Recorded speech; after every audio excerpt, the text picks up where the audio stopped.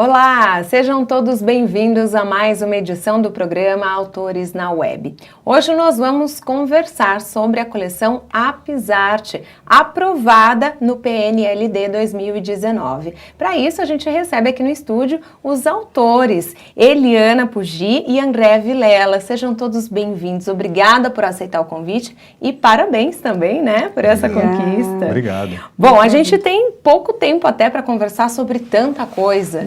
Mas eu começo já perguntando para você, Eliana, sobre a concepção e a proposta metodológica, né, dessa coleção. Fala um pouquinho para a gente. Pois não. Eu queria primeiro agradecer, né, a presença e, assim, dizer o quanto a gente está feliz de ter passado no PNLD 2019 e dizer, assim, que a nossa honra de participar de um PNLD onde existe agora livros de arte para primeiro a quinto ano dos anos iniciais do ensino fundamental. No último PNLD já tiveram livros de quarto e quinto anos, a gente também participou com muito sucesso, e agora a gente está aí participando dessa possibilidade de estudar artes visuais, música, dança e teatro, desde o primeiro aninho até o quinto aninho. Falando sobre a proposta pedagógica, a gente, lógico, baseamos nosso trabalho na proposta triangular, na abordagem triangular da Ana May Barbosa, mas também na pedagogia multicultural, né? A pedagogia multicultural é uma pedagogia que busca aí um trabalho em que você trabalha com as diferentes culturas, com as diferentes formas de arte, sem hierarquia, né? E também a gente busca respeitar a faixa etária e as culturas infantis.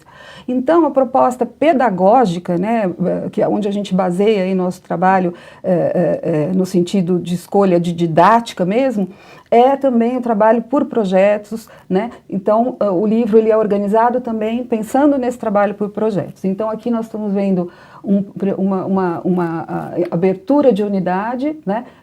Cada volume da coleção tem 2 unidades, né? Que correspondem ao trabalho de um semestre cada um, né? E nós temos aqui uma pergunta, né? Podemos fazer um desenho que se mexe e faz sons? Esse aqui é do primeiro aninho, que é o tema da unidade. Ela vai ser trabalhada ao longo do semestre, né?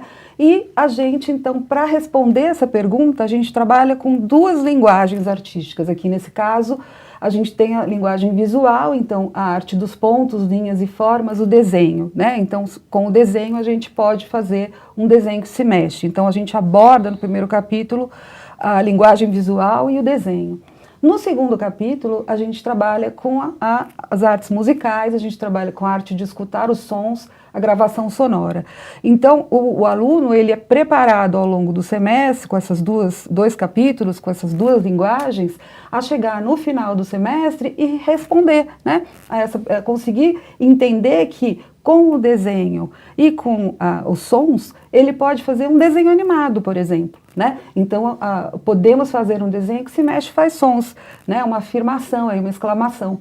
E a gente tem, então, todo um trabalho então, de fechamento do semestre em que eles trabalham com uma arte integrada, que é um tipo de arte que também a gente, hoje em dia, pelas orientações governamentais, tem que trabalhar com as crianças no ensino fundamental, as crianças e os jovens.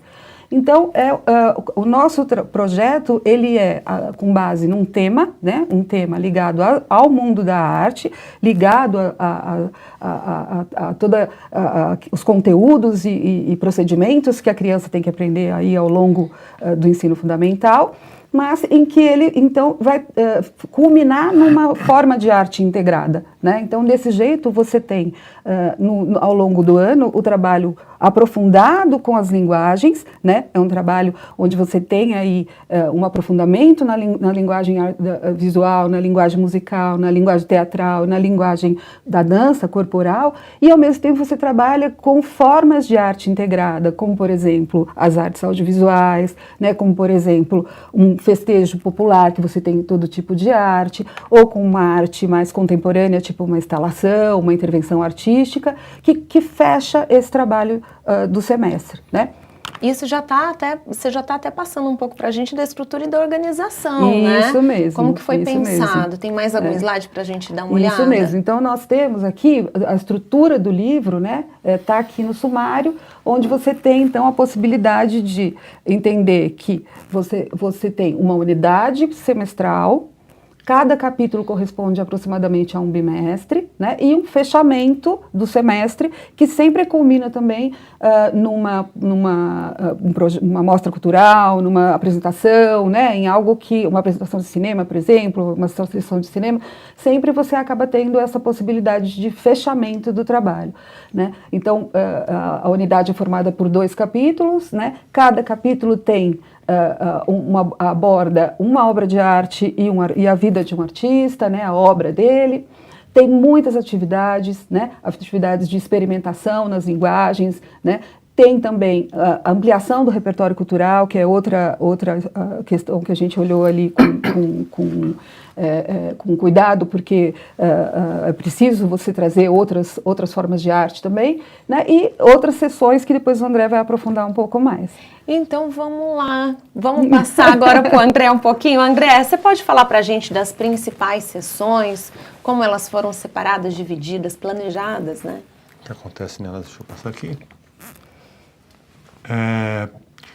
Como a Eliana falou, uma unidade tem 2 capítulos e cada capítulo trabalha uma linguagem artística diferente. Quando a gente organizou as sessões, acho que uma característica forte da estrutura em sessões do capítulo, a gente vai perceber que cada capítulo tem mais força, né, coloca mais foco em um objeto do conhecimento, né, que a gente encontra na BNCC.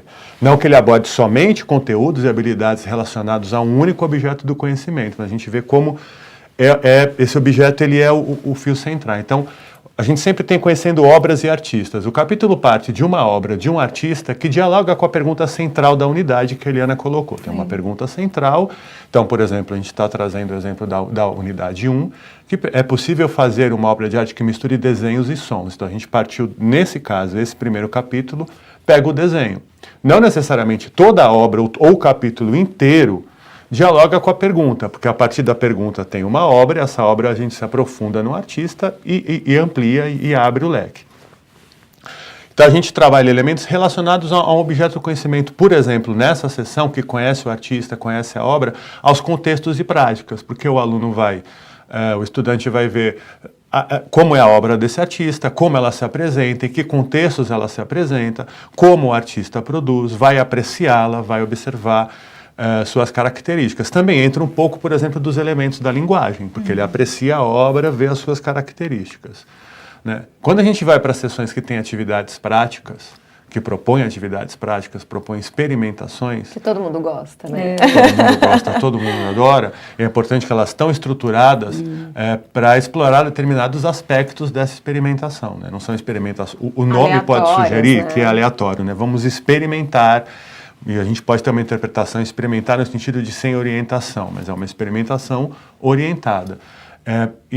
Geralmente os estudantes vão se deparar com experimentações que exploram os elementos da linguagem, principalmente, né? Explorar a linha, explorar o ponto, os elementos que constituem, no caso das artes visuais, no caso desse capítulo que está aí como exemplo, esses elementos da linguagem. Se for um capítulo de música, vai trabalhar questões de ritmo, melodia, timbre, né? Então, veja, a gente começou o capítulo com uma obra que se relaciona com a pergunta da unidade, mas conseguiu também entrar na questão da linguagem, né?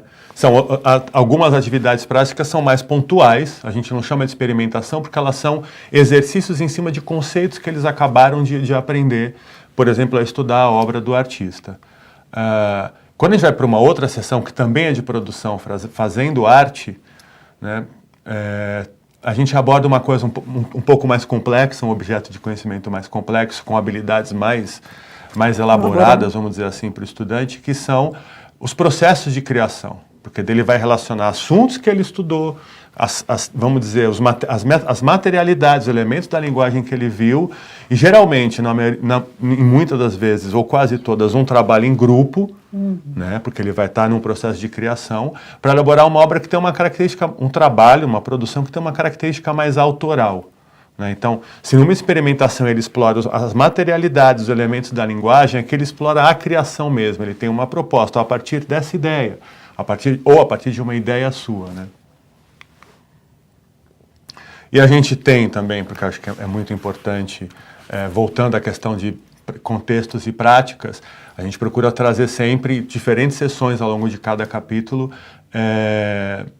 relações da arte com outras áreas do conhecimento, né? E sempre mostrando que elas, é muito sutil isso para os meninos dos anos iniciais, mas mostrando que não só, né, a arte tem formas geométricas que são matemáticas, mas mostrando que muitas vezes a forma de trabalhar é parecida.